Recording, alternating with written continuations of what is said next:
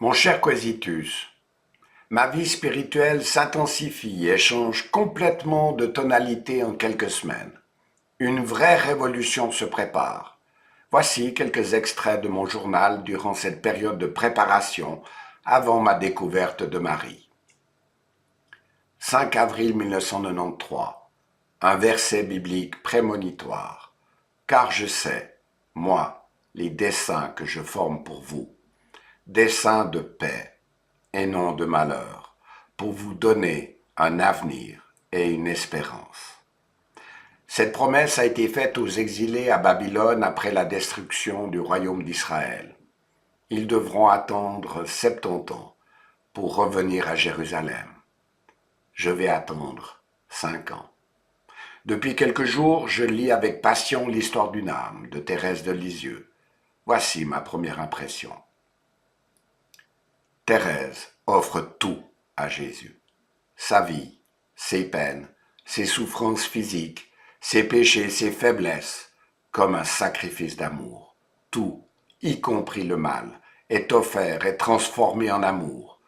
Quelle magnifique attitude spirituelle. 6 avril 1993. Un désir d'union au Christ. Dès ma conversion, je discerne en moi un désir d'union à Jésus. Sainte Thérèse m'aide à jalonner ma quête. Je sais que cette union est possible et qu'elle passe par un abandon radical à l'amour divin. Que l'Esprit dégage ce désir de toute entrave et m'attire irrésistiblement dans le cœur de Jésus. 8 avril 1993. Quelques phrases me touchent au cœur. L'enfance de Thérèse ressemble à la mienne, mort de sa mère à 4 ans. Un cœur dont le besoin d'amour et d'en donner est infini, une névrose qui la rend très sensible à tout rejet. Combien je me sens frère de Thérèse. Elle a trouvé dans l'union à Jésus tout ce qu'elle désirait. Voilà une voie que j'aimerais explorer. Je note le lendemain quelques citations de Thérèse, qui sont avec le recul un programme prophétique de ce que je vais vivre dans les années qui viennent.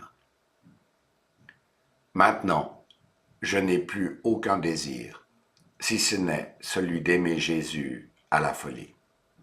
Maintenant, c'est l'abandon seul qui me guide, je n'ai point d'autre boussole. Je sais que Jésus ne peut désirer pour nous de souffrances inutiles, et qu'il ne m'inspirerait pas les désirs que je ressens s'il ne voulait les combler. 12 avril 1993. Mon climat intérieur commence à changer. Plus je lis Thérèse, plus je goûte intérieurement qu'elle est ma petite sœur et que nous nous ressemblons. Mon désir d'union, de contemplation, de progresser dans l'amour est grand. Les commerces, l'envie de réussir, tout cela me devient de plus en plus étranger. 14 avril 1993. Non pas monter, mais descendre. Le soir, je donne une étude biblique dans la communauté. Le Seigneur m'a donné une vue synthétique de l'œuvre du Saint-Esprit. Après avoir succombé à tous les pièges, recherche des dons charismatiques et de la puissance spirituelle, me voilà sur un rocher solide. Non plus une expérience ascendante, mais plutôt descendante, qui conduit vers la profondeur. La perspective est radicalement différente. La plénitude du Saint-Esprit a davantage à voir avec l'expérience d'être un vase d'argile contenant un grand trésor caché qu'avec une expérience glorieuse et valorisante. Notre vie est une succession de dépouillements et de morts. Le vase doit être vidé, afin que la vie de Jésus s'épanouisse en nous. L'accueil du groupe est frais.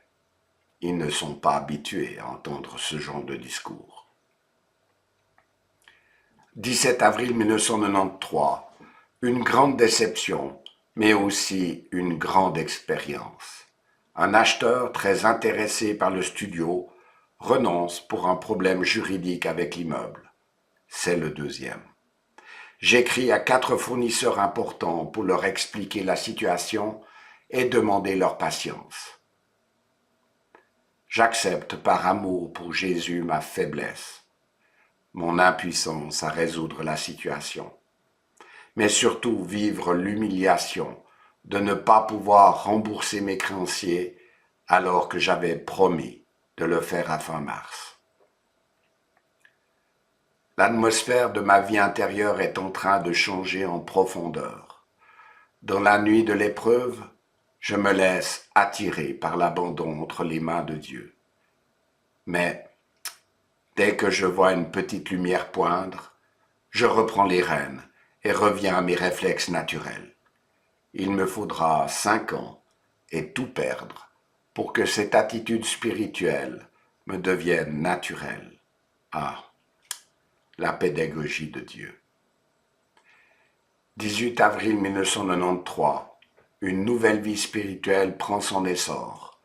En 10 jours, j'ai lu presque toute l'œuvre de Thérèse, ses 3 manuscrits, ses lettres, les derniers entretiens. J'ai envie de recommencer pour approfondir encore. Mon amour pour Jésus s'est épanoui, simplifié. Oh, quelle grâce, vraiment. 21 avril 1993, je commence à vivre de l'intérieur. Après la réunion de prière de hier soir, je suis une nouvelle fois étonné de voir comment Dieu m'a ouvert l'esprit et m'a fait progresser. Mon cœur déborde de révélations. Beaucoup de questions trouvent une réponse lumineuse. J'ai l'impression de vivre de l'intérieur. 1er mai 1993, la pédagogie divine. J'ai relu mon itinéraire de ces dernières semaines. C'est véritablement prodigieux de voir la pédagogie divine. Jésus suscite les événements nécessaires pour provoquer en moi un abandon plus radical et entier. Mon cœur étant toujours prompt à reprendre son autonomie et à se faire des illusions, Jésus frappe plus fort, afin que je réalise jusqu'au plus profond de moi ma fragilité et ma dépendance de Jésus. Ô Jésus, garde-moi, tout petit, contre ton cœur. 12 juin 1993, je refais des projets hasardeux. Au printemps, le directeur d'un de mes fournisseurs de produits laitiers m'a proposé de reprendre en régie un magasin spécialisé dans les fromages à la coupe, à prix. Entre-temps, j'ai trouvé un acheteur pour le deuxième commerce. Tout semble aller pour le mieux, enfin. Après avoir vécu 3 mois intenses au niveau spirituel et psychologique, je ressens le besoin de relever de nouveaux défis. J'envisage de reprendre ce commerce, mais j'hésite encore. J'ai très peur de me charger de ce commerce à peine perdu. Mais je vais entrer vraiment en négociation. En automne, je vais reprendre ce commerce et faire des débuts foudroyants lorsqu'une année plus tard, le directeur qui me l'avait proposé est licencié brutalement. Je le rends et ne m'occupe plus que de l'épicerie. Encore une mauvaise décision. Entre-temps, la banque a dénoncé un prêt et exige son remboursement. Mes dettes sont très élevées. Je suis à l'agonie. Je vais devoir vendre la maison de famille héritée de ma mère. 13 juillet 1993. L'ambivalence dans mes sentiments me fait souffrir. Je fonctionne dans ma relation avec Dieu comme j'ai vécu mes relations avec ma mère, mon beau-père et ma grand-mère, sur le mode de l'ambivalence, à la fois aimer et se méfier, être ouvert et avoir peur d'être blessé. Je ressens le besoin de relation, mais redoute l'intimité, par peur d'être rejeté ou meurtri. Samedi 17 juillet 1993, le début de quelque chose de tout nouveau. Ce week-end, c'est congé. Nous allons à Thun. Ma vendeuse est en charge du magasin. Durant la nuit, la foudre est tombée dans la grande rue du bourg, juste devant le magasin. Une caisse enregistreuse et plusieurs lampes sont en panne. Un début paniquant pour cette nouvelle vendeuse. Mais elle a fait face. En rentrant, nous nous arrêtons à Charmey. Je prends un prospectus dans l'église catholique sur le pèlerinage diocésain à Einsiedeln. J'aurais préféré un pèlerinage à Lisieux où a vécu Thérèse, mais Einsiedeln, pourquoi pas? S'il y a encore des places, j'y vais. Il aura fallu juste un prospectus. Et ma vie va changer.